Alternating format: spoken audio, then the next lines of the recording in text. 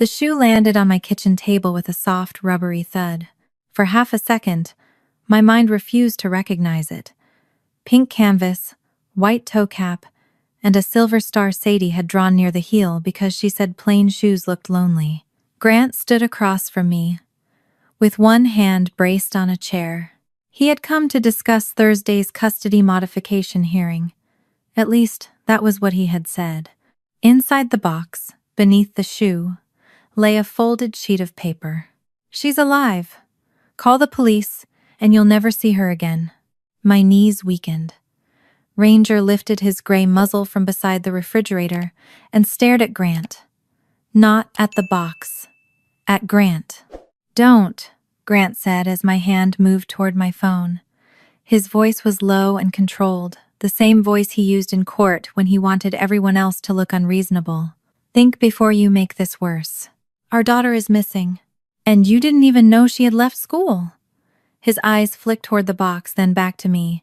"This is exactly why the judge should never trust you." Something inside me cracked, but it did not break the way he expected. I called 911. Grant cursed, grabbed his rain jacket, and headed for the door. "I'm going to find her before your panic gets her killed." Ranger rose stiffly, his back legs trembling once. Grant opened the rear hatch of his SUV to throw in a flashlight and a coil of rope while rain tapped against the driveway. Ranger crossed the porch, pressed his nose to Grant's sleeve, then to the open cargo space. Grant shoved him away. "Go lie down, old man."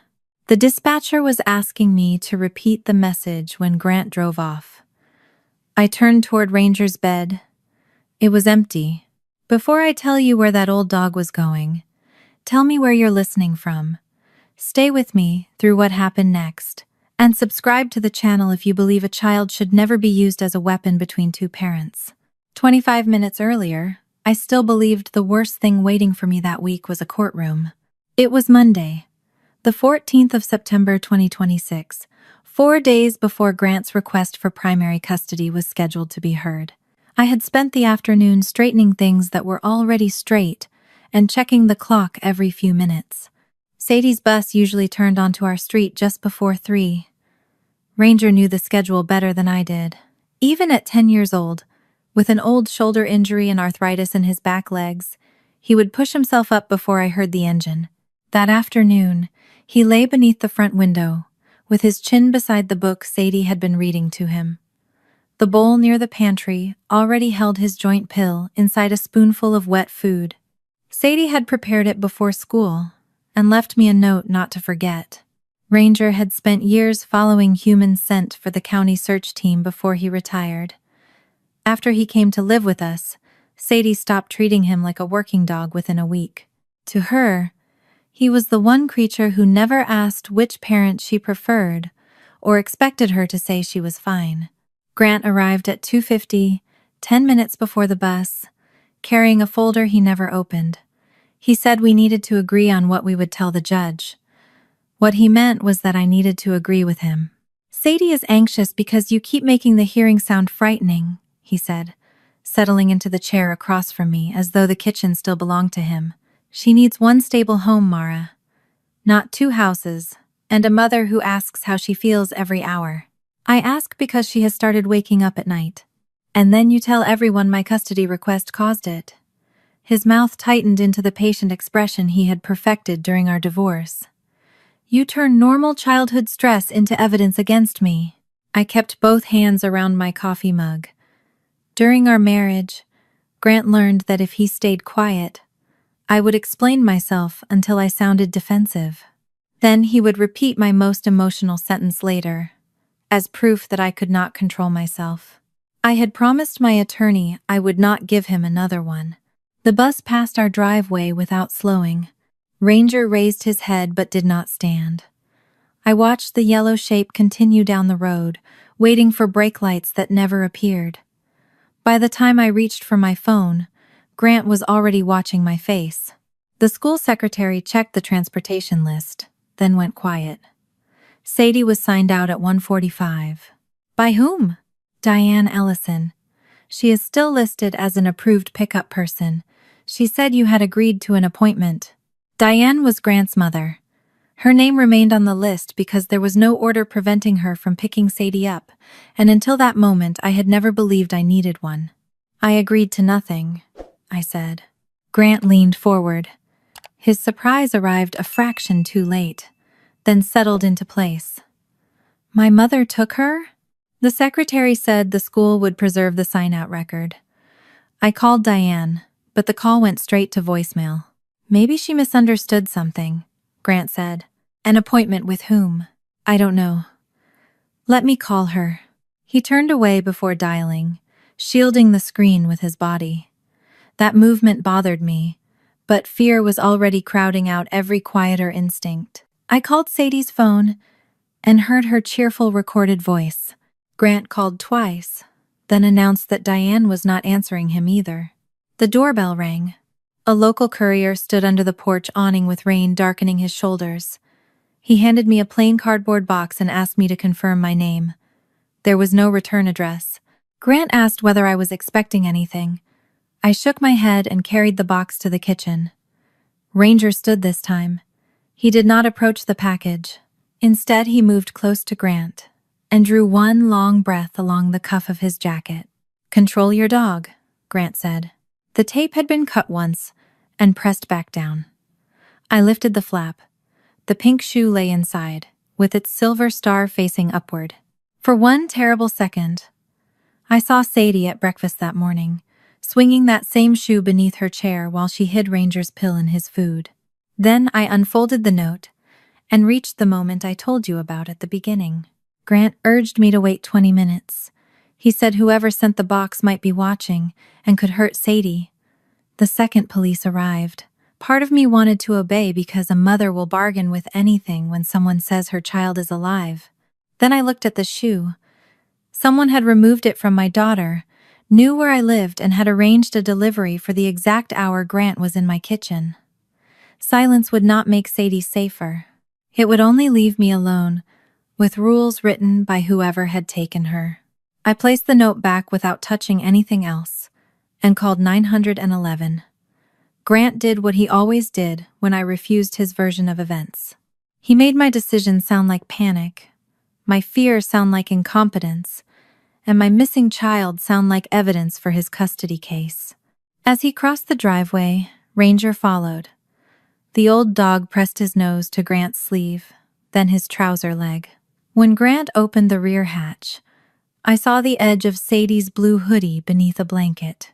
Before I could ask why it was there, the dispatcher asked for my address again. Grant threw in a flashlight and rope, shoved Ranger away, and climbed behind the wheel. Rain ticked across the SUV as it disappeared toward the west. Only then did I notice Ranger had not returned to the porch. I opened his GPS app with shaking fingers. A new location appeared on the western highway, moving too fast for any dog on foot. I watched it travel for several seconds before the signal froze where the road entered the mountains.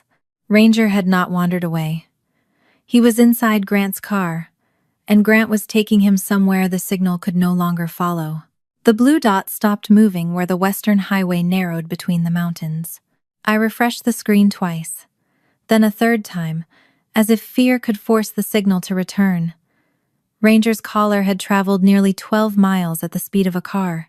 Now the app showed only the last location and the words, "Connection unavailable." Red and blue lights washed across my kitchen windows. Detective Lorna Price entered without wasting time on reassurance she could not honestly give. She was in her 50s, with rain silvering the shoulders of her dark jacket, and a voice that stayed steady, even when mine did not. She photographed the box where it sat, placed the note and Sadie's shoe into separate evidence bags, and asked another officer to contact the school. The school was told to preserve the pickup record, hallway video, and parking lot footage. Every question returned to the same fact. Diane had signed my daughter out, and neither Grant nor I could reach her. I showed Lorna the GPS app. Ranger was in Grant's SUV. I saw him follow Grant to the hatch, and now his caller is moving west. Could he have jumped out somewhere? Not at that speed. She studied the route, then took screenshots showing the time and location. The signal ends where coverage gets unreliable, This gives us a direction, not a destination. My phone rang before I could answer. Grant's name appeared on the screen. Lorna nodded for me to put him on speaker. I checked the streets around the school, Grant said over the noise of his engine. No one has seen her. Ranger is in your car. There was a pause, brief enough that another person might have missed it. What are you talking about? His caller traveled west with you. That dog jumped into the back while I was loading things. He could have gotten out when I stopped. Where did you stop? I'm trying to find our daughter, Mara. I'm not keeping a travel diary for you. Lorna leaned closer. Mr. Ellison, this is Detective Price. We need you to pull over and give us your current location. I'm checking places Sadie might know. If I turn around every time Mara decides something feels suspicious, we lose time. The call ended before Lorna could answer. She did not curse or make a dramatic declaration. She simply wrote down his words and sent his number and vehicle description to the officers coordinating the search. At that moment, I still believed Grant might be hiding something connected to Diane. I did not yet understand that he had planned the missing child, the shoe on my table, and even the version of Sadie he wanted the police to find. What I did not know then, and what Sadie told me only after we brought her home, was that Diane had collected her from school with a smile and a lie. Diane said they were going to a private appointment connected to the custody hearing. She told Sadie that adults sometimes needed to speak with children away from both parents so no one could influence their answers. Because Diane had picked her up before for dentist visits and family dinners, Sadie followed her without making a scene. The drive took them west. Sadie counted turns because she had been doing it since kindergarten whenever she wanted to prove she knew the way home.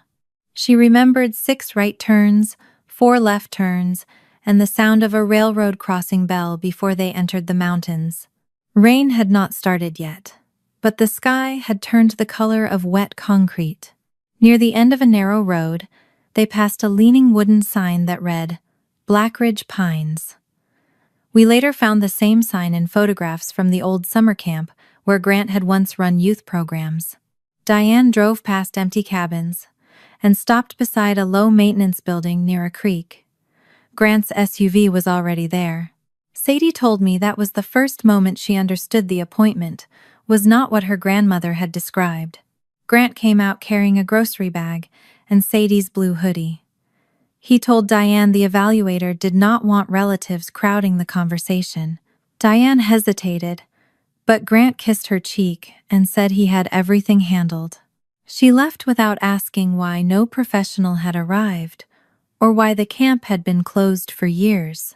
Grant took Sadie into the maintenance cabin. He had placed a folded blanket on a cot, bottled water on a shelf, a flashlight, crackers, and an apple inside a paper bag. Those details mattered to him later. He pointed to each item as proof that he had never intended to hurt her. To Sadie, they made the room feel prepared. Grant told her they were going to help the judge see the truth. What truth? She asked. That your mother panics, that she doesn't listen to what you need. Sadie said she had not told him that. You don't have to say it exactly that way, he replied. You only have to tell them you left school because you were afraid she would be angry. But I didn't leave. Grandma picked me up. Grant crouched in front of her. He used the soft voice he reserved for promises and warnings. This is a test, sweetheart. I'm going to come back with people looking for you. When I open the door, you run to me. You tell them you came here because you were scared to go home. Sadie asked whether I knew about the test. Your mother will understand afterward. What if I say it wrong? His hand tightened around her shoulder. Then the judge might decide I shouldn't see you anymore. That was how he trapped her. He did not threaten to hurt her. He made her believe one imperfect sentence could erase her father from her life. Sadie noticed her left shoe was missing when she looked down. Grant had removed it in the car while telling her there was mud on the sole. When she asked for it back, he said he needed it for the test. He took her phone, claiming the evaluator did not allow distractions. Then he told her to stay inside, not to look through the windows and not to open the door for anyone except him. He fastened the main latch from the outside. For a while, Sadie sat on the cot and tried to practice the sentence. She could repeat the words, but she could not make them sound true. She drank a little water, listened to the creak, and told herself that responsible adults did strange things for court hearings. Then she heard Grant's SUV return. The rear hatch opened. Something heavy shifted inside, followed by the scrape of claws on metal. Ranger jumped down. He moved stiffly after the long ride, but the second he saw Sadie through the open door, his entire body changed. His ears lifted. He pulled past Grant and went straight to her. Sadie dropped to her knees and wrapped both arms around his neck. She buried her face in his damp fur and began to cry. Until then, she had been trying to prove she could handle the test. Grant stared at Ranger, as if the old dog had personally insulted him. Then he noticed the black GPS collar beneath the fur. He checked his phone, looked toward the surrounding mountains, and relaxed. The cabin sat in a hollow where service came and went. He believed the collar could not send a useful location from there. "You weren't supposed to be part of this," he muttered. Sadie asked whether Ranger could stay. Grant looked from the dog to the empty road. I can only know what he decided, from what he told Sadie next, and from how his plan unfolded afterward. Instead of taking Ranger away, he saw another way to make himself look heroic. "Yes," he said. "He can stay with you." He pointed toward the door, as if Ranger could understand every part of the performance. "When I come back with the search team, he'll make it look like he led me here. People trust dogs." Rain began ticking against the roof. Grant checked his phone. A flood watch had been issued for the mountain counties, but it was still only a warning that conditions might develop. He had planned to return long before the creek became dangerous. He left the water, the blanket, and Ranger beside Sadie. Then he repeated that she must not open the door for anyone but him. Before closing it, Grant looked down at the old dog and smiled. "When I come back, you lead them straight to me." He fastened the latch and walked into the rain. As he crossed toward his SUV, his phone vibrated with the first weather alert. The first useful signal from Ranger's collar appeared 7 minutes after Grant's weather alert would later show on his phone records. At the time, all I saw was a blue point flashing onto the western edge of the map. It appeared near an old county road, stayed long enough for the app to register its location, then vanished again. "Blackridge Pines," I said. Detective Price leaned over my shoulder. The application had stored part of Ranger's route before losing service. It showed Grant's SUV traveling west, not north toward the school as he had claimed. Lorna enlarged the map. "Do you recognize the area?" Grant used to run summer sports programs there. Soccer camps, climbing weekends, things like that. The camp had closed several years earlier after the county stopped renewing its operating contract. I had visited once during a family activity day. I remembered wooden cabins, a dining hall, and a creek that ran along the lower field. I did not remember enough to identify where Ranger might be inside the property. Lorna called for a patrol unit to check the entrance road. Her instructions took less than a minute. The road was already slick. Visibility was worsening, and the officer approaching from the nearest town warned that water was gathering in the low places. "This gives us a direction," Lorna said. "It still does not prove Grant took Sadie there. He lied about where he was. It proves he lied about his route." The distinction frustrated me, but I understood why she made it. I had spent years telling Grant that something felt wrong, only to have him demand evidence I did not yet possess. This time, I would not give him the chance to dismiss everything because I had reached the right conclusion too quickly. I wrote the time of the GPS update on the back of an unopened envelope.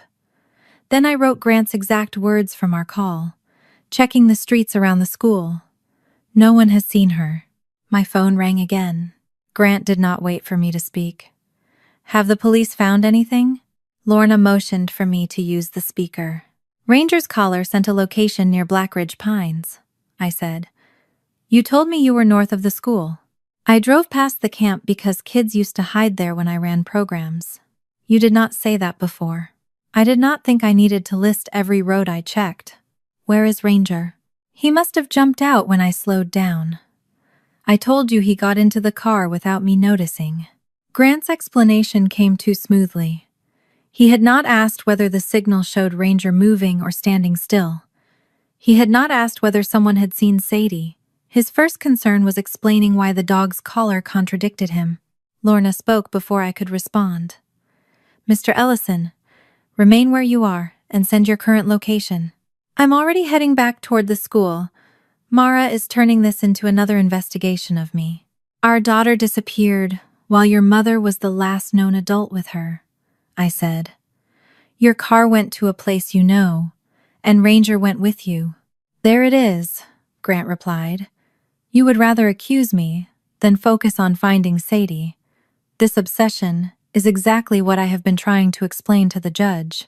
The words struck the place he intended, but I did not defend myself. I wrote them down. I'm obsessed with finding my daughter, I said.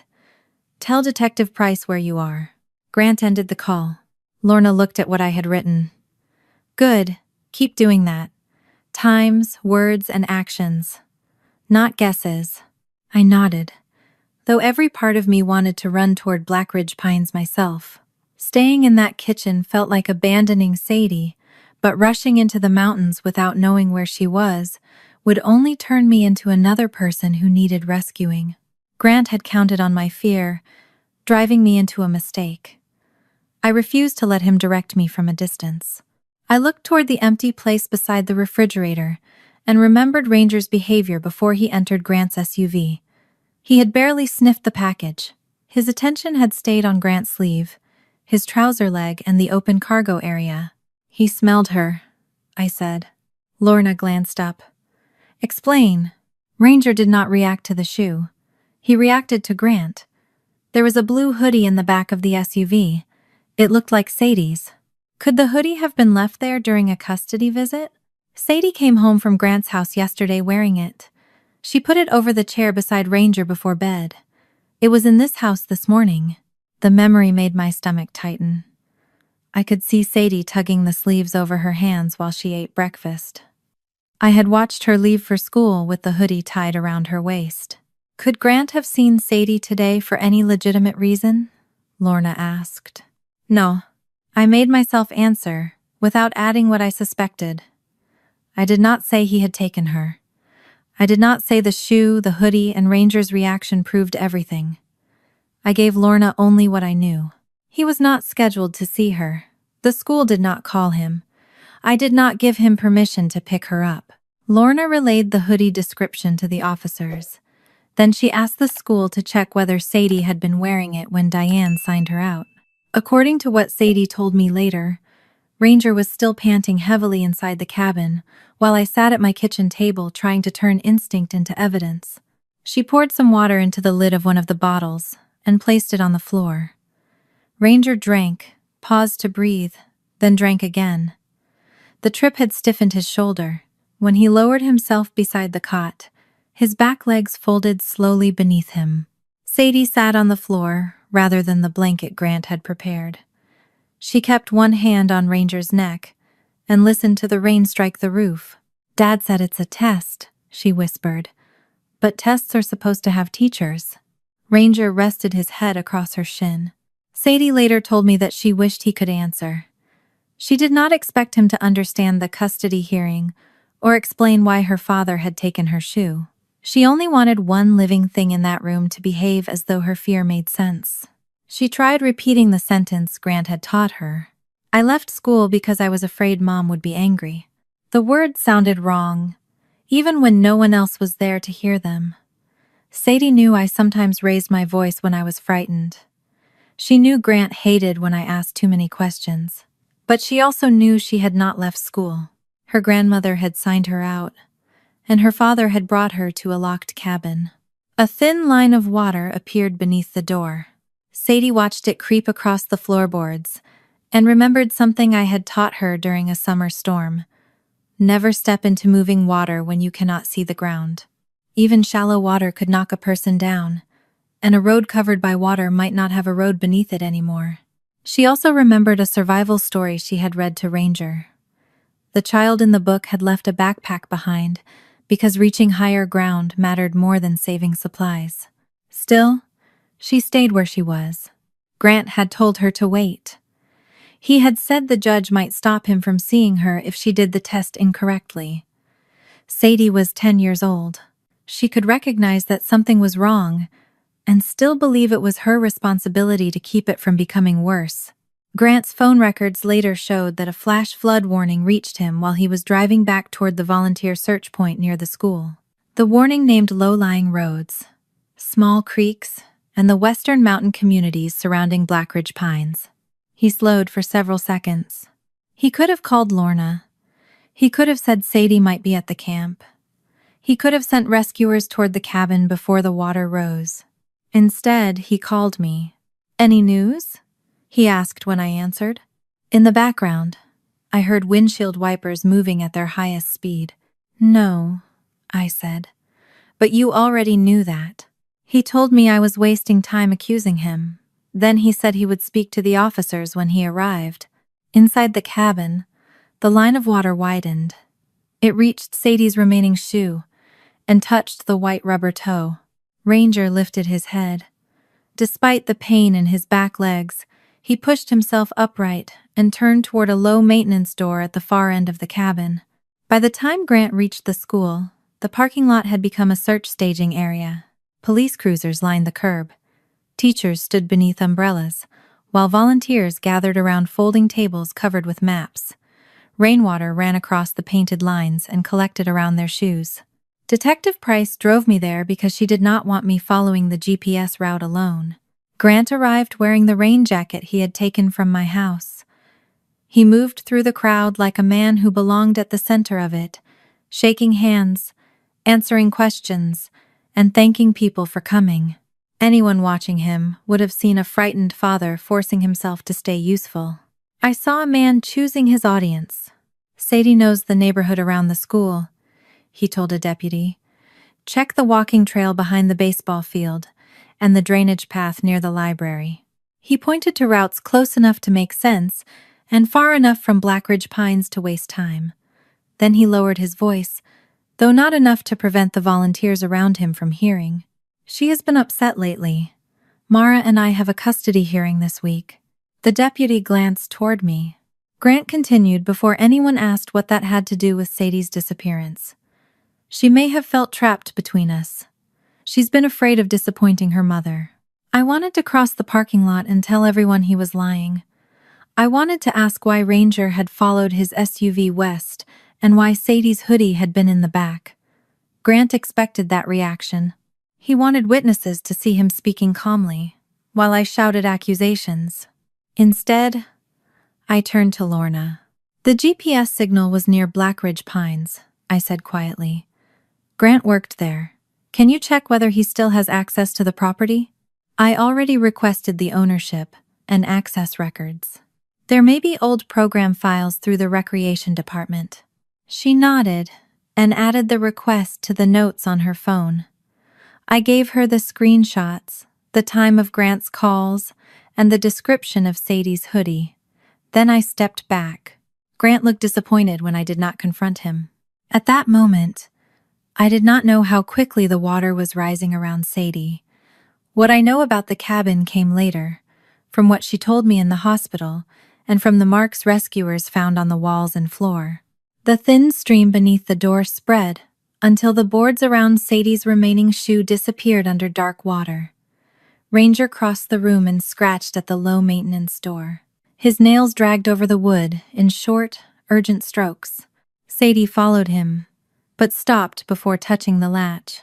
"My dad said to wait," she told him. Ranger scratched again, then looked back at her. The rain no longer sounded like drops striking a roof. It had become a continuous roar. Something heavy rolled or slid outside and struck the cabin wall hard enough to shake the flashlight from the shelf. It hit the floor, flickered, and came back on with a weak yellow glow. The water smelled like mud, wet leaves, and something metallic. It climbed over the white rubber edge of Sadie's shoe. She knew the room was becoming dangerous.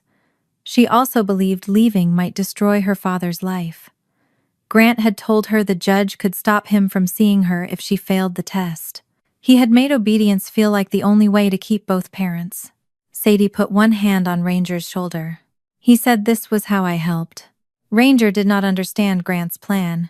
He only knew the room was filling with water. He returned to the maintenance door and pressed his nose along the bottom seam. Outside the school, Grant had gathered a small circle around himself. He repeated the same version of Sadie until it began to sound like a fact. She was sensitive. She had been under pressure.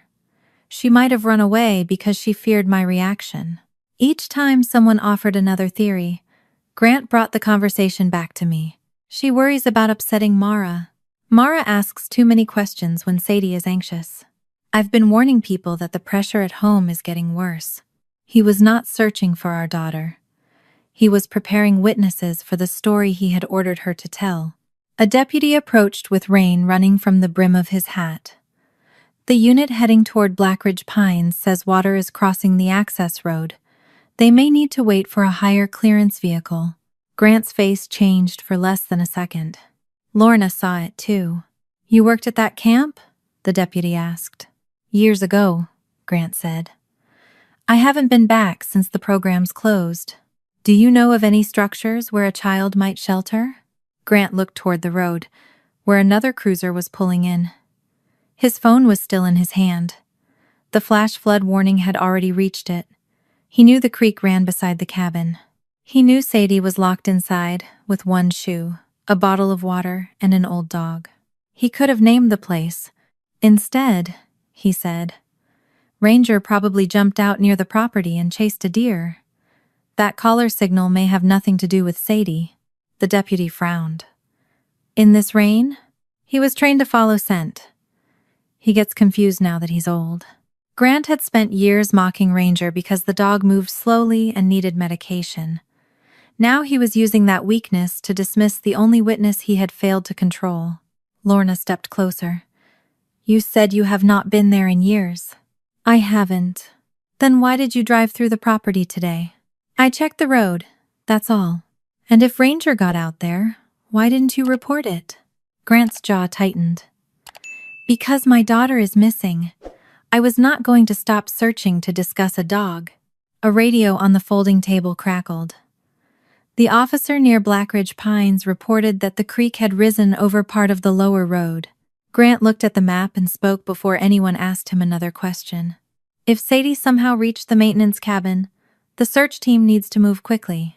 The words seemed to silence the rain around us. Lorna turned toward him. What maintenance cabin?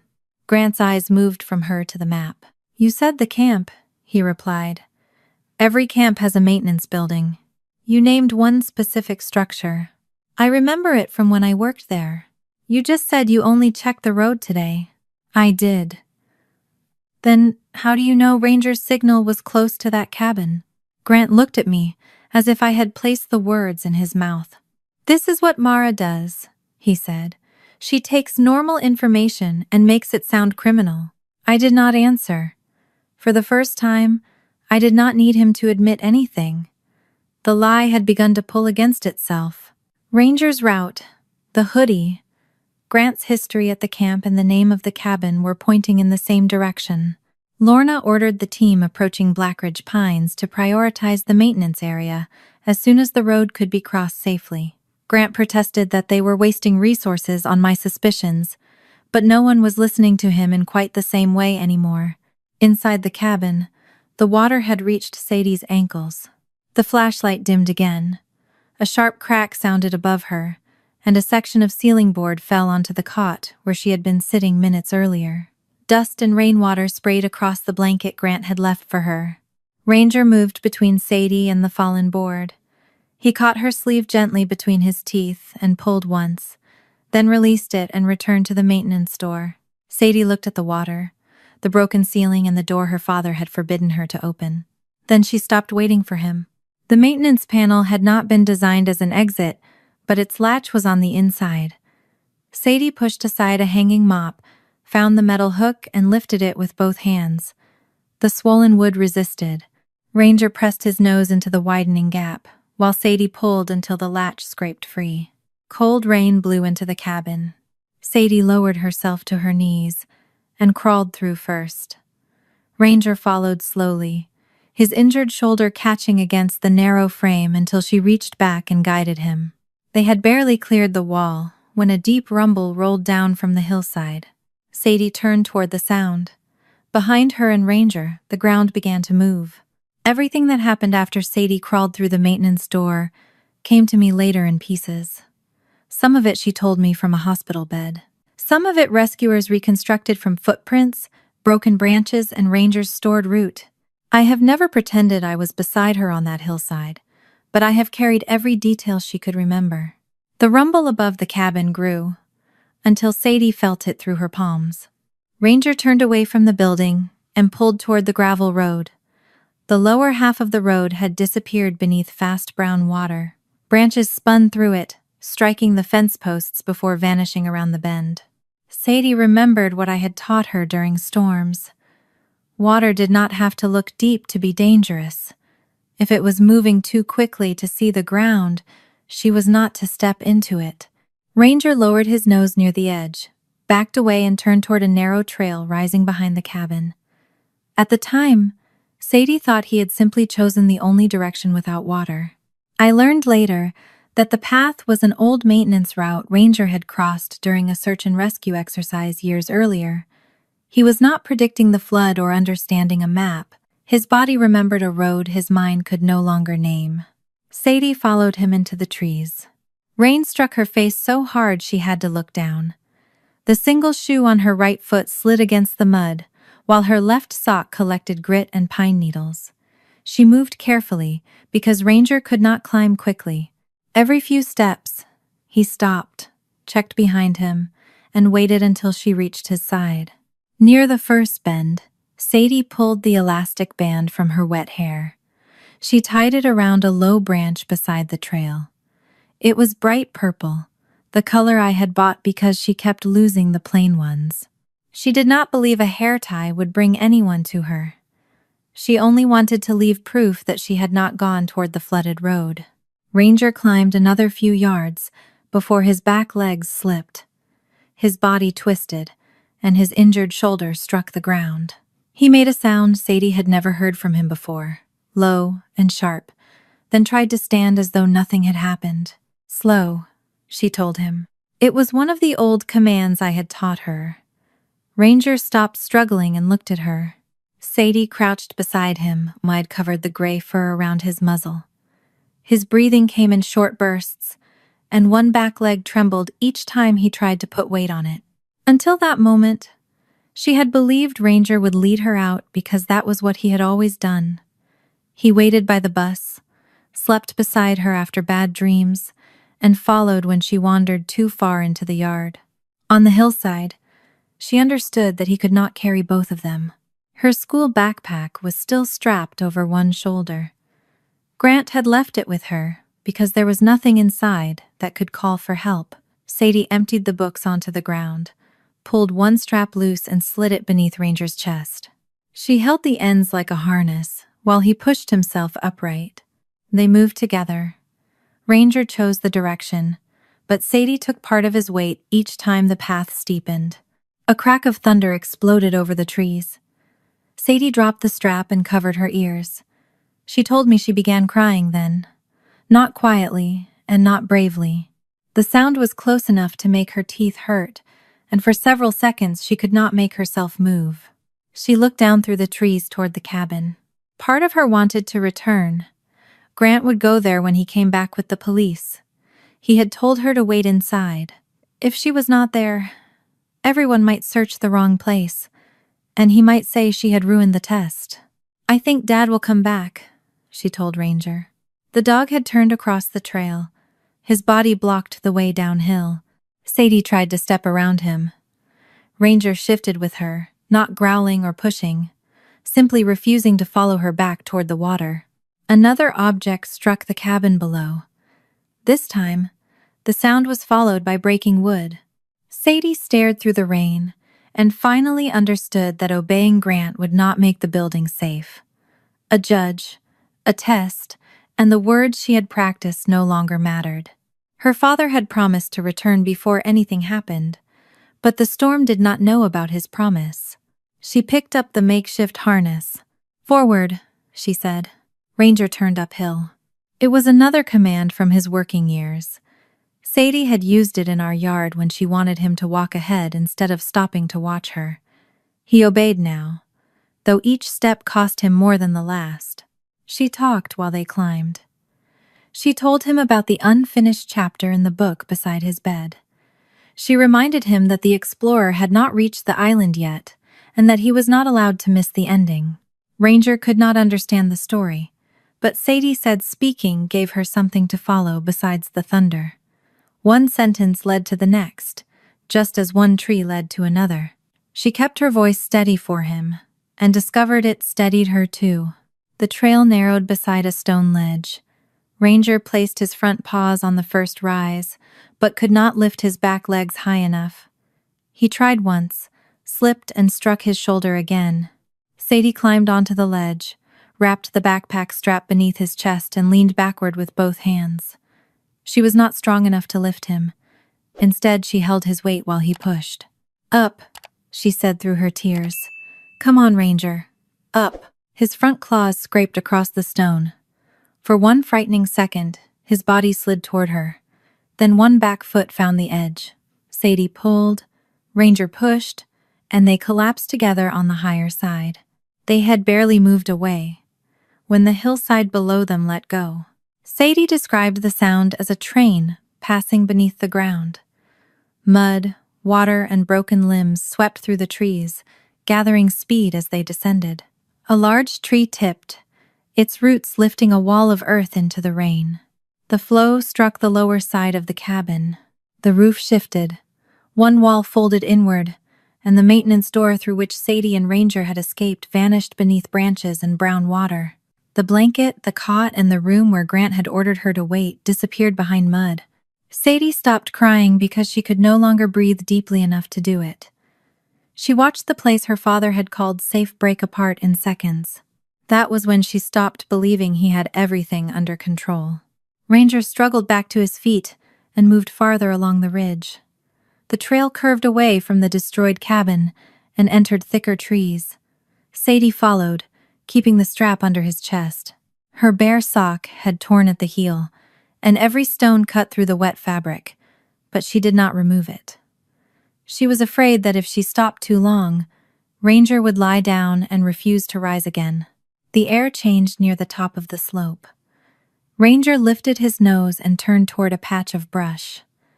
Behind it stood a low concrete building with a rusted metal roof. The old pump house sat above the main camp, partly hidden by vines but clear of the water below. Ranger pushed through the brush. Sadie found the door swollen but not locked. She leaned against it until it opened far enough for her to squeeze inside. Ranger reached the threshold and collapsed. Sadie crawled back into the rain, looped both backpack straps beneath his chest and pulled. His paws scraped over the concrete lip. She braced one foot against the doorframe and dragged until his shoulders crossed the threshold. Ranger tried once to help, then let his body go heavy. Sadie pulled him the rest of the way inside. When she turned toward the doorway, the hillside below was no longer a path through trees. It had become a moving field of mud and water. The cabin was almost impossible to see. High on the ridge, Ranger's collar caught a weak cellular signal. It began uploading part of the route it had stored since leaving the cabin. Sadie knew nothing about the signal. She sat on the concrete floor beside Ranger, placed both hands against his wet fur, and listened to the storm close around them. Far below, I was still staring at an incomplete map. The map on my phone showed only broken pieces of Ranger's route. One point near the camp entrance, another farther uphill, then nothing. The collar had stored more than it could transmit from inside the mountain hollow, but I did not know how much of the route was still waiting to upload. A rescue truck finally reached the first flooded crossing at Blackridge Pines. The radio report came through the folding table command post in clipped fragments. The lower road was covered. Mud had fallen across one lane. The crew was searching for another way in. Grant stood close enough to hear every word. I crossed the parking lot and stopped in front of him. Rain ran from his hair onto the collar of his jacket. He looked tired now, but not lost. There was a difference, and I could finally see it. What is at that camp? His eyes narrowed. You're still doing this? I asked one question. Our daughter is missing, and you need someone to blame so you don't have to face what happened under your watch. He raised his voice just enough for the officers nearby to hear. He wanted me to defend myself, list everything I had done for Sadie, and prove that he could still pull me away from the only question that mattered. I kept my voice level. What is at that camp? Grant looked toward Detective Price. This is the instability I've been telling everyone about. She decides on a story, then forces every fact into it. Lorna stepped beside me. Your mother signed Sadie out of school. Ranger traveled in your vehicle. His collar pinged near a property you once had access to. You told us you were searching north of the school, but your route went west. I have explained all of that. You explained each piece separately, Lorna said. You have not explained why they all happened in the same afternoon. Grant opened his mouth, but Lorna's phone rang before he answered. She checked the screen and placed the call on speaker. Diane's voice came through thin and frightened. She had finally returned the messages after seeing police cars outside Grant's house. Mrs. Ellison, Lorna said. Did you pick Sadie up from school today? Yes. Did Mara authorize it? Diane hesitated. Grant said she had. My fingers curled around the edge of the table. Diane continued quickly. He told me Sadie had a private preparation session for the custody hearing. He said neither parent was supposed to take her because the specialist wanted her answers to be independent. Where did you take her? Another pause followed. This one lasted long enough for Grant to turn away. Blackridge Pines, Diane said. Grant was waiting there. The people nearest us stopped moving. Lorna asked whether Diane had seen a counselor, custody evaluator, or any other professional. No. Grant said the woman was running late. He told me to leave before she arrived. You left Sadie alone with him? He is her father. Diane began to cry, but Lorna did not allow the call to become a confession of regret. She confirmed the arrival time, the vehicle Diane had seen, and the building near which Grant had been waiting. Then she ended the call. Grant no longer had an explanation for how Sadie reached the camp. She may have left after my mother dropped her off, he said. That property covers hundreds of acres. You were there, I said. I was trying to talk to her before the hearing. I did not kidnap my own child. Lorna asked which building Diane had used. Grant shook his head. I met them near the central field. Sadie ran off after my mother left. It was the first time he had claimed Sadie ran away from him, and he said it without surprise, as if the story had been waiting in his pocket. What direction? Lorna asked. I don't know. Into the trees. Why didn't you call anyone? I thought I could find her. The radio crackled again. The main entrance was still blocked, but an older service road curved around the southern ridge. Grant looked toward his SUV. I know that road. I can get there faster than your trucks. He started walking before anyone gave permission. Lorna sent a deputy after him and ordered that Grant not be allowed out of sight. He was no longer treated like a helpful parent. He was a man connected to the last confirmed location of a missing child. 10 minutes later, the deputy reported that the southern road had been cut by a fresh slide. Grant had tried to continue on foot until the deputy stopped him. He kept insisting that every minute mattered while refusing to name the place where those minutes mattered most. According to what Sadie later told me, she was trying to save Ranger's foot while we stood below, arguing with the man who had put them there. Inside the pump house, she found a narrow concrete shelf high enough to stay dry. Ranger could not climb onto it, so she sat on the floor and pulled his body against her legs. Blood mixed with the rainwater around one of his front paws. Sadie removed the sock from her bare left foot and wrapped it around the cut. Her fingers were cold and clumsy, but she tied the fabric tightly enough to hold. Ranger pressed his side against her. His fur was soaked, yet the weight of his body gave her more warmth than the concrete walls did. The building contained no working radio, emergency supplies, or convenient way to call for help. There was a rusted metal pipe running along one wall, a vent near the roof, and an empty shelf coated in dust. Sadie climbed onto the shelf, only long enough to look through the vent. She could see rain, trees, and a gray slope disappearing into mist. She returned to Ranger and listened to the storm. Grant's words kept returning to her. "When I come back with everyone, run to me." At first, she had believed he meant people would help complete the test. In the pump house, she understood why he needed them there. He wanted them to see him open the door. He wanted them to see her run into his arms. He wanted her to say the words he had taught her, while everyone watched him become the person who saved her. Sadie did not tell me she decided her father was evil. Children rarely change their love that cleanly. She said only that she realized he had cared more about what people would see than about how frightened she was. She laid her hand over Ranger's ribs and counted each breath. At the command post, a rescuer finally reported that a crew had reached the maintenance cabin from the upper side. Part of the roof had collapsed, and mud covered the lower wall. They had found one of Sadie's school papers trapped beside the low-maintenance door. My knees nearly gave way. Lorna caught my arm before I struck the table. The rescuer continued.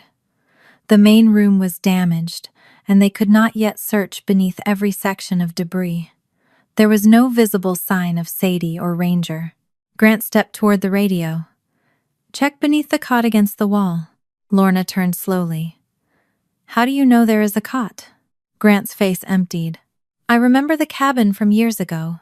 "You remembered the cot, but you did not remember to tell us your daughter was there?" "I never said she was there." The radio went silent for several seconds. Then the rescuer's voice returned. "We've reached the accessible section. There's nobody inside." The people around me seemed to stop breathing. Everyone was looking toward the buried cabin on the map, imagining Sadie and Ranger beneath mud that no one could safely move yet. I forced myself to look at the GPS route again. The last blue point was not at the cabin. I enlarged the map until the screen blurred beneath the rain on my fingers. Ranger's caller had recorded his route while it had no signal, then uploaded part of that stored path when he reached higher ground. The new line began near the maintenance cabin, crossed behind it, and continued uphill. It was not the clean, fast movement I had watched while Ranger was inside Grant's SUV. This route crawled. It stopped repeatedly, shifted sideways, and continued again. "They walked," I said. Detective Price moved beside me. "What do you see?" Ranger stopped at the cabin, but he didn't stay there. "Look at the timestamps. It took almost 30 minutes to travel 200 yards. The search coordinator studied the screen. Mud streaked his gloves and water ran from his helmet. The caller could have drifted. Mountain signals bounce. It did not draw one random point. It stored a route. He looked toward the dark ridge above the damaged cabin. "That slope is unstable. We already pulled one crew back because more ground may move." I understood what he was telling me. I also understood what the map was telling us. "Ranger was injured before he retired," I said. "He couldn't cover that distance quickly in this terrain. If he moved uphill that slowly, he wasn't chasing an animal. Sadie was with him, or he was trying to reach her." Grant pushed closer from where a deputy had been keeping him near the command vehicle. "That caller is old," he said. "Mara sees a line on a screen and turns it into whatever story she needs." I did not look at him. "The route leaves the cabin after the water began rising." "You don't know that." "The time is recorded. It could be wrong." Grant's voice had changed. He no longer sounded like the calm father organizing a search. He sounded like someone watching the ending of his own story move beyond his control. I followed the line with my finger. It curved toward a narrow service trail and ended near an unlabeled square on the topographic layer. A memory surfaced, not from the custody fight or our marriage, but from a day years earlier when Ranger still wore a search harness. My brother had handled him during a county training exercise at Blackridge Pines. Sadie had been small enough to sit on my shoulders. Volunteers had been given a faded camp map showing the cabins, the old water system, and a concrete pump house above the lower grounds. Ranger had taken that service trail during the exercise. "There's a pump house up there," I said. The search coordinator looked again at his map. "I don't have one marked." It was part of the old camp water system. Concrete building, above the creek. Ranger has been there before. Grant answered before anyone asked him. Sadie wouldn't know how to reach the pump house. Lorna turned toward him. No one said Sadie knew where it was. His mouth opened, then closed. "You said you had not been inside the camp in years," she continued. "You knew about the maintenance cabin, the cot, and now the pump house." "I worked there. Of course I remember buildings." "Then why didn't you mention the pump house when we asked where a child could shelter?" Grant looked toward the ridge. "Because she couldn't get there." The certainty in his voice frightened me more than another denial would have. He had expected Sadie to remain inside the cabin. In his mind, she was still the obedient child he had left behind. The search coordinator raised one hand before Lorna could question him further. "We handle that after we find the child." He traced an alternate line along the ridge.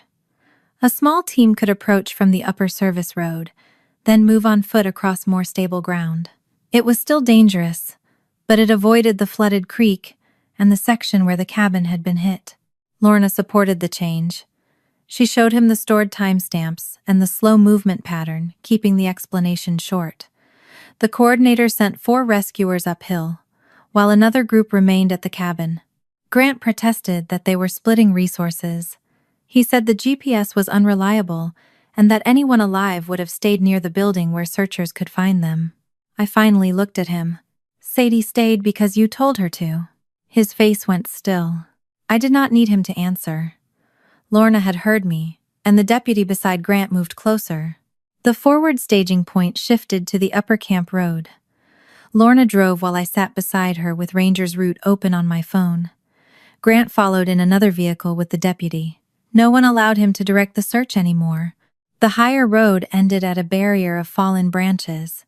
From there, rescuers continued on foot. I was allowed to follow as far as a marked safe area near the ridge, where the ground remained firm and the pump house stood somewhere beyond the trees. The rain had weakened slightly, but runoff still poured through every hollow. Machinery growled below as crews worked near the cabin. Radios cracked with overlapping voices. I stared into the trees and imagined Sadie trying to walk with only one shoe. I imagined Ranger's back legs folding beneath him. The map proved they had moved, but it did not prove they had reached shelter. According to Sadie, water had begun seeping beneath the pump house door by then. It did not rush in, as it had at the cabin. It crept through cracks and spread across the lowest part of the concrete floor. Sadie pulled Ranger closer to the raised shelf and kept her hand against his ribs.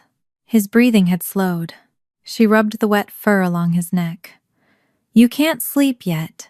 Ranger opened his eyes, but did not lift his head. Through the vent, Sadie heard something beneath the rain. At first, she thought it was thunder. Then it came again, lower and steadier. An engine or a piece of rescue equipment was working somewhere downhill. She called for help, but the concrete walls swallowed her voice. A rusted pipe ran along one wall. Sadie found a loose metal bracket near the floor and struck the pipe 3 times. She waited, then struck it 3 more times. No answer came. She hit it again until her hand hurt. Ranger raised his head. A weak sound came from his throat. Sadie touched his muzzle. "Find them." The command was not exact, and Ranger no longer had the strength for a full alert. He gave 3 rough barks, paused to breathe, and tried again. At the edge of the safe area, I heard something beneath the engines. I lifted my hand. "Stop talking." The radio operator looked at me, but Lorna immediately signaled for silence. For several seconds, there was only rain falling from the leaves. Then came a faint metallic tapping. 3 strikes, a pause, and 3 more. One of the rescuers farther up the trail called over the radio. We heard it too. A bark followed, so weak I might have mistaken it for wood breaking, If I had not spent years listening for that exact rhythm. Ranger had been trained to give short, separated alerts when he found a living person. Age had roughened the sound, but it had not erased the pattern. "That's him," I said. "The pump house is in that direction." I pointed uphill, beyond the last visible rescuer. I did not run after them. Every part of me wanted to, but the slope was unstable, and one careless person could delay the people trained to reach Sadie. The team changed direction and disappeared through the trees. Grant shouted that they were following a dog into another dangerous area. The deputy ordered him back. I kept my eyes on the place where the rescuers had vanished. Inside the pump house, Sadie held Ranger's head in her lap, while water spread around her feet. "Again," she whispered. For several seconds, he did not move. Then, from somewhere above us on the ridge, one last hoarse bark broke through the rain. Ranger was alive, and wherever he was, I knew my daughter might still be beside him. The rescue team disappeared above the ridge, following the faint tapping and Ranger's broken bark. I stood behind the safety line with my hands locked together so tightly that my fingernails cut into my palms. The radio remained silent for nearly a minute. It felt longer than every year I had spent with Grant. Then, a rescuer's voice came through. "We found the structure." The old pump house was partly hidden behind fallen branches. Mud had pressed against the lower half of the door, but the concrete walls were still standing. The team could hear something moving inside. I closed my eyes for 1 second. Hearing movement was not the same as hearing Sadie. I could not let hope carry me somewhere the rescuers had not reached yet. Metal struck wood farther up the slope. The team cleared branches and forced an opening around the swollen door. I heard instructions passing over the radio, short and controlled, followed by the scrape of equipment against concrete. Then one of them said, "We have the child." My knees folded before I could stop them. Detective Price caught my elbow and held me upright. "She's conscious," the rescuer continued. "Cold, wet, but responsive. We also have the dog." I covered my mouth, but the sound that escaped me did not feel human. It came from the part of me that had been trapped beside that pink shoe on my kitchen table. The team asked for medical support at the upper staging point. They would bring Sadie down by the safer ridge route, rather than return toward the flooded camp. Lorna kept one hand against my arm. "Let them stabilize her." I nodded, though every nerve in my body was pulling uphill. Grant stood 20 feet away beside a deputy. He had stopped protesting about the GPS route.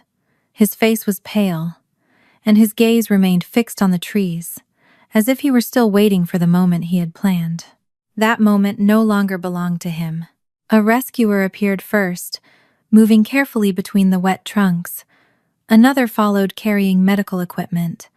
Then I saw a yellow rescue blanket and a small muddy shoe beneath it. "Sadie." I did not shout. I barely managed her name. Her head lifted. The rescuers had wrapped the blanket around her shoulders, but her wet hair clung to her cheeks. Her lips had lost most of their color. The pink shoe on her right foot was brown with mud, while her left foot was bare except for cuts and dirt. She looked at me without moving for half a second, as if she needed to make sure I was real. Then she began to cry. Not the quiet crying she used when she was afraid of upsetting someone. Her whole body shook. The rescuer stopped, and I crossed the final few steps only after he nodded. Sadie reached for me. I held her beneath the blanket and felt how cold she was through every layer of my clothes. "I'm here," I said. "You don't have to do anything else." She pressed her face against my neck. I did not ask what happened. I did not ask where Grant had taken her, or why she had left the cabin. In that moment, questions would have been another demand placed on a child who had already carried too much. A second team emerged behind us with Ranger on a rescue litter. He looked smaller than he had that morning. Mud darkened his fur, and his gray muzzle rested between his front paws. One paw was wrapped in a soaked white sock knotted above the cut. His eyes were open, but he did not lift his head. Sadie twisted in my arms. "Ranger." The rescuers lowered the litter for a moment. I knelt beside him while holding Sadie against me. "Hey, old man," I whispered. Ranger's eyes moved toward my voice. His tail struck the canvas once. Sadie reached beneath the blanket and placed her hand on his neck. "He wouldn't let me stay." Her words came between uneven breaths. "He kept going to the little door. Then he took me up the hill." She looked at the sock around his paw. "But he couldn't climb anymore. I used my backpack. I didn't leave him." "I know you didn't. He got me out. You got each other out." Sadie closed her eyes and leaned into me. Ranger had followed Grant because he smelled the child he loved. Sadie had followed Ranger because she finally understood that waiting for her father was more dangerous than disobeying him. Neither of them would have reached that pump house alone. The medical team began moving us toward the ambulance waiting on the upper road. A veterinary emergency vehicle had been called for Ranger. Sadie refused to release his fur until one of the rescuers promised the litter would remain beside her as long as the trail allowed. Grant stepped around the deputy when we reached the staging area. "Sadie." Her body stiffened against mine. The deputy moved to block him, but Grant raised both hands. "I just need to see that she's safe. I've been looking everywhere." Sadie turned her face toward him. I felt the moment recognition became fear. Grant tried to smile. "It's okay, sweetheart. Daddy found you." Sadie gripped my jacket. "But you knew where I was." The people around us went still. Grant's smile faded. "You're confused. You've been through something frightening. You said you would come back with everyone." "Sadie, this is not the time. I was supposed to run to you." Grant glanced at Detective Price, then at the deputy standing between us. Sadie's voice shook, but she did not stop. "You told me to say I left because Mom scared me." Grant stepped forward. "No, you were supposed to say you left because she made you feel unsafe." His words landed before he understood what he had done. Lorna looked at him. "Supposed to say?" Grant's face changed. "That isn't what I meant. You just corrected her. She is freezing and confused. Mara has been influencing her for years."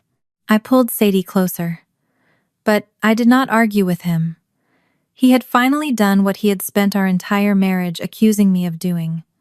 He had spoken too quickly and revealed the truth he was trying to hide. Lorna ordered the deputy to keep Grant away from Sadie and preserve his phone, keys, and vehicle. Grant began demanding an attorney. He said this had been a misunderstanding, that he had never intended for the storm to become dangerous, and that everything he had done was meant to protect his daughter. No one answered him.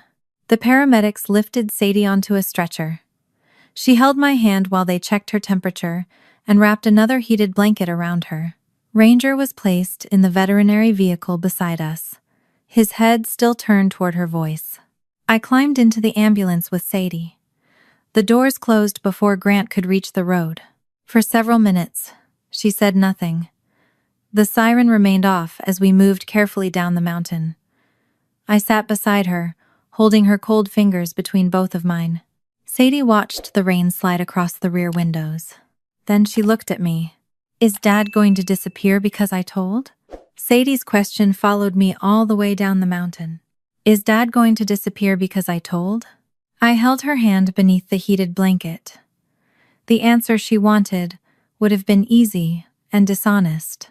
I could have promised that nothing would change, that Grant would still call, still visit, and still sit across from her at school events. Children ask questions like that because they are searching for a version of the world in which truth costs nothing. I would not make her carry another lie. "Whatever happens next is because of the choices he made," I said. "Not because you told the truth." She watched my face, waiting for me to soften it. "You didn't make him take you from school. You didn't make him send the box, and you didn't make him leave you in that cabin. Telling what happened does not cause the consequences." Sadie's fingers tightened around mine. "I thought if I did the test wrong, he wouldn't get to see me." "I know. I didn't want him to lose me. You were never supposed to protect him from what he chose to do." At the hospital, doctors treated Sadie for mild hypothermia, dehydration, and cuts along her bare foot. A nurse removed mud from her hair while I sat close enough for Sadie to keep one hand wrapped around my wrist. Ranger had been taken to an emergency veterinary clinic across town. I wanted to be beside him, but Sadie had spent hours believing that both parents had left her. I was not leaving that room until she was ready. A child interview specialist arrived after Sadie had warmed enough to stop shaking. She explained that neither Grant nor I would be in the room, and that Sadie could pause whenever she wanted. No one would ask her to choose a parent or explain what she thought should happen to her father. I waited in the hallway with Detective Price. The interview lasted less than an hour.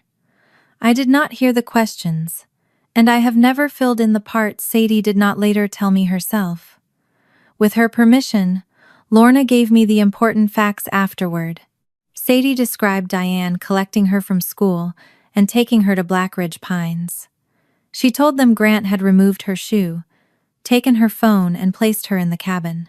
She repeated the sentence he had made her practice and explained that she was supposed to run into his arms when he returned with the search team. She also admitted that she had agreed at first. Grant had told her the judge might stop him from seeing her if she failed. Sadie had believed helping him was the only way to keep both parents in her life. The specialist made sure that part was recorded in Sadie's own words. She had not participated because she understood the plan. She had obeyed because an adult had made her responsible for his place in her life. By morning, Lorna no longer had only a frightened child's statement. Ranger's collar connected the route from my house to Grant's SUV, from the SUV to Blackridge Pines, and from the cabin toward the pump house. The data did not explain motive by itself, but it destroyed Grant's claim that the dog had wandered away during an unrelated search. The courier order provided the second link.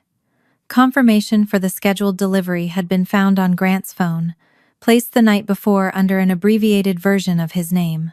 The pickup instructions described a plain box that matched the one on my kitchen table. Sadie's account supplied the final piece. She knew where the water and blanket had been placed, which door Grant had fastened, and what he expected her to say.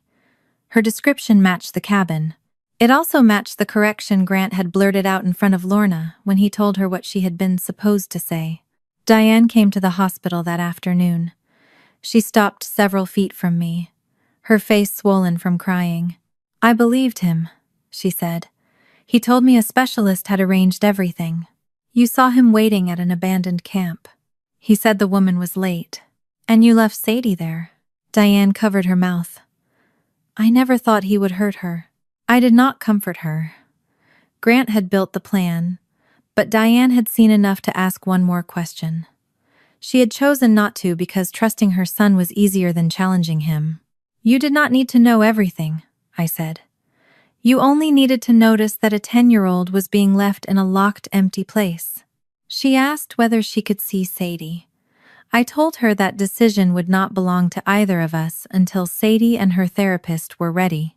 Grant's lawyer released a statement that evening, calling the event a misunderstood custody exercise that had been overtaken by unexpected weather. Grant claimed he had never intended to endanger Sadie and that he had planned to retrieve her within an hour. The explanation only made his later choice worse. His phone had received the flash flood warning. He had heard rescuers say the access road was underwater. He had known exactly where the cabin stood and still refused to name it. Whatever he had intended at the beginning no longer excused what he chose after the storm turned dangerous. The emergency custody hearing was brief. The judge issued a temporary order barring Grant from unsupervised contact with Sadie, while the criminal investigation and child safety evaluation continued. There was no dramatic speech and no instant prison sentence. There was only a written order establishing that Grant could no longer place himself alone between Sadie and everyone trying to protect her. My attorney asked me to send every message Grant and I had exchanged about custody. For years, I had imagined that being believed required me to present the cleanest version of myself. I considered deleting the messages in which I apologized after Grant insulted me, or the ones where I questioned whether I was overreacting. Instead, I sent everything. Those messages showed how often I had doubted myself, and how carefully Grant had encouraged that doubt. I was no longer assembling an image of the perfect mother. I was preserving the truth, including the parts where I had been afraid. Sadie was discharged the next afternoon. Our first stop was the veterinary clinic.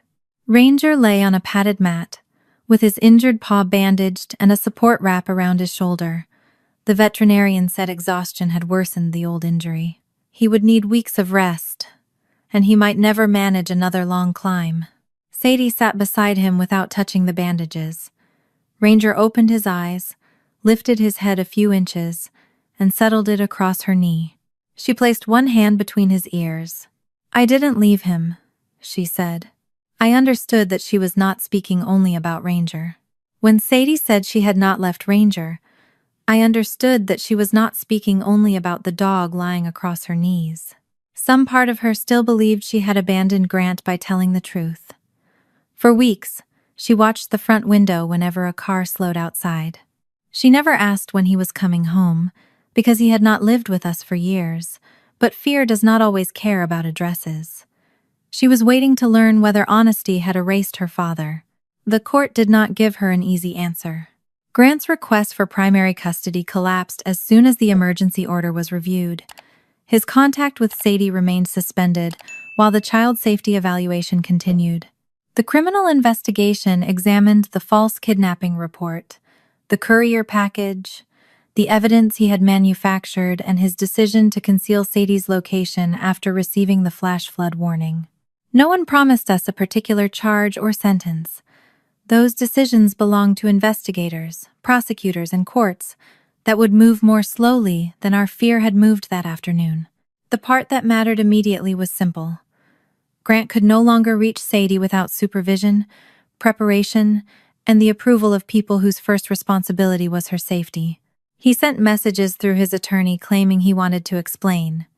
He said the storm had changed a controlled plan into an accident. He insisted he had only wanted the judge to understand how unstable our shared arrangement had become. I did not answer him directly. All communication went through the court-approved parenting application and our attorneys. I stopped writing long paragraphs defending every decision.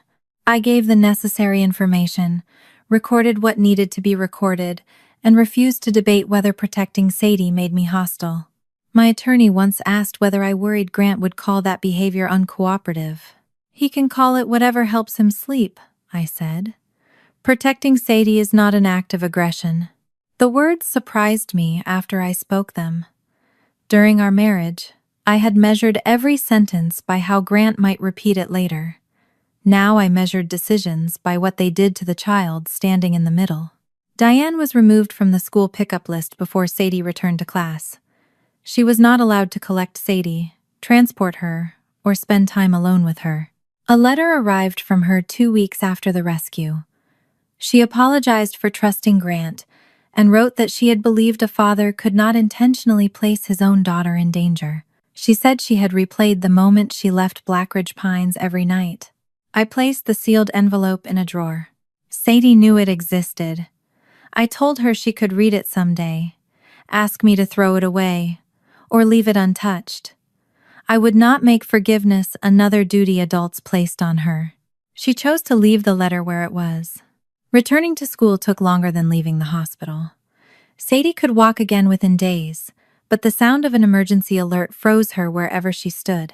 Heavy rain sent her toward the nearest window to check whether water was rising. At night, she sometimes woke convinced she was back inside the cabin, waiting for Grant to return with people who expected her to lie.